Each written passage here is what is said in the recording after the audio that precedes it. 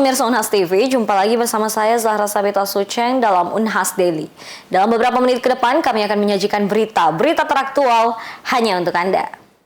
Pemirsa, perkembangan teknologi digital mendorong hadirnya layanan telekomunikasi yang lengkap. Salah satunya adalah Bayu dari Telkomsel. Di kampus Universitas Hasanuddin, Bayu juga menawarkan layanan khusus bagi mahasiswa. Telkomsel sebagai perusahaan telekomunikasi terkemuka di Indonesia kini telah menghadirkan Bayu. Layanan internet ini dikembangkan untuk generasi muda, terutama generasi Z yang saat ini diproyeksikan berjumlah sekitar 44 juta orang. Di Universitas Hasanuddin, Telkomsel menghadirkan Bayu dengan layanan khusus bagi mahasiswa. Kerjasama antara Telkomsel dengan Unhas pun telah dituangkan dalam penandatanganan MOU pada 6 September 2024. GM Consumer Business Telkomsel Regional Sulawesi Kuntum Wahyudi menyebut akan ada perbedaan akses layanan aplikasi Bayu antara mahasiswa Unhas dengan non-mahasiswa Unhas. Ya, untuk Bayu gini, Bayu ini kan sebenarnya salah satu kartu yang memang kemudian Telkomsel siapkan untuk anak muda ya. Bayu ini kartu yang nggak ada matinya, jadi untuk teman-teman yang pakai Bayu tidak perlu takut untuk kartunya karena sesuatu dana hal kemudian mati gitu ya.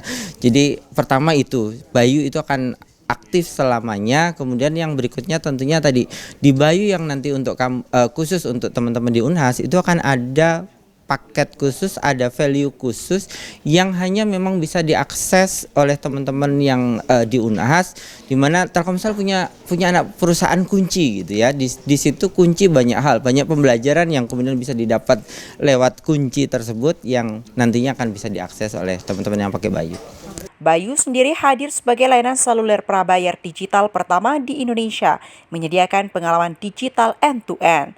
Ini meliputi seluruh proses penggunaan layanan, mulai dari pemilihan opsi pesan antar, nomor telepon Bayu, kuota internet, kuota tambahan, hingga pembayaran. Bayu juga ditunjang oleh customer service yang dapat diakses melalui fitur live chat pada aplikasi dan situs resminya.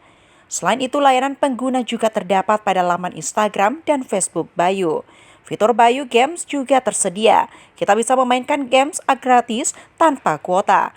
Ada pula fitur Bayu Space, yakni situs komunitas online pengguna Bayu. Kuota internet Bayu dapat digunakan bebas selama 24 jam di semua jaringan Telkomsel.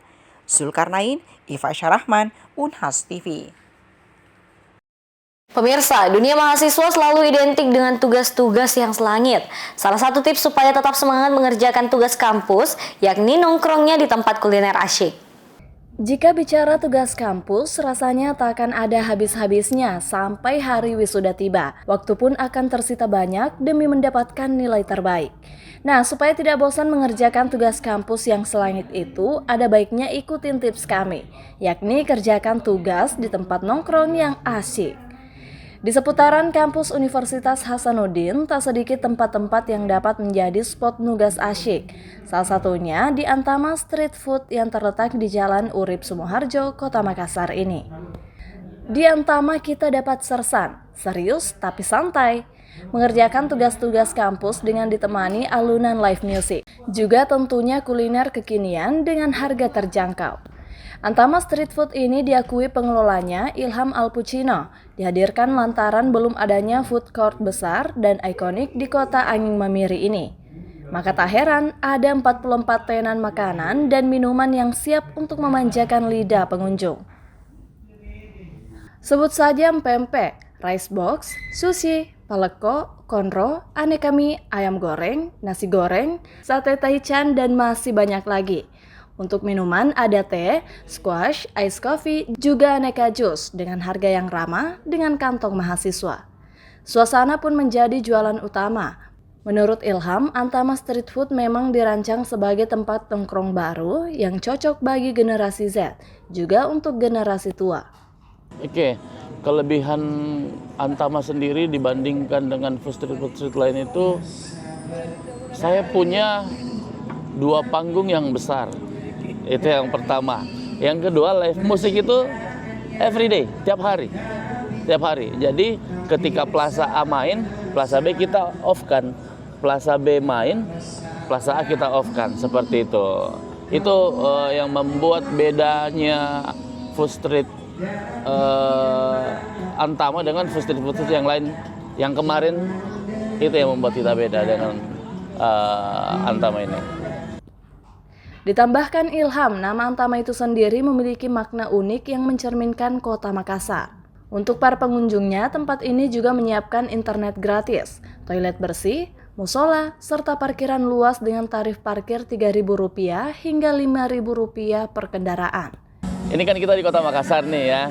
Kita di kota Makassar, jadi untuk menamakan tempat itu lebih bagusnya kalau kita pakai ngambil bahasa dari Antama itu dari bahasa Makassar. Jadi kalau kita di bahasa Makassar Antama itu adalah masuk. Jadi saya berekspektasi bahwa segala sesuatu yang baik-baik itu masuk ke Antama. Seperti itu. Kalau filosofi namanya Antama ya. Jadi Antama Antama ko kan seperti itu. Jadi hal-hal baik yang ada di muka bumi ini semoga bisa masuk di Antama sendiri. Seperti itu. Jam buka food court ini mulai pukul 3 sore hingga pukul 12 malam. Nah, bagi yang ingin mendapatkan suasana baru untuk menuntaskan tugas kuliahnya, maka tempat ini layak dicoba. Rahmatia Ifaisyah Rahman, Unhas TV. Galeri Investasi FIA UB menggelar acara bedah emiten untuk membahas perkembangan saham sebuah perusahaan. Kali ini, Galeri Investasi FIA membahas saham dengan kode baik yang berasal dari Kota Malang, yaitu Ayam Nelongso. Usaha yang bermula dari skala gerobak ini sudah menjadi pemain besar kuliner dan mencatatkan sahamnya di Bursa Efek Indonesia. Ayam Nelongso merupakan merek kuliner ayam yang menjadi favorit mahasiswa di Malang Raya. Kini, Ayam Nelongso tidak hanya hadir di Kota Malang, namun sudah berada di berbagai kota besar lainnya.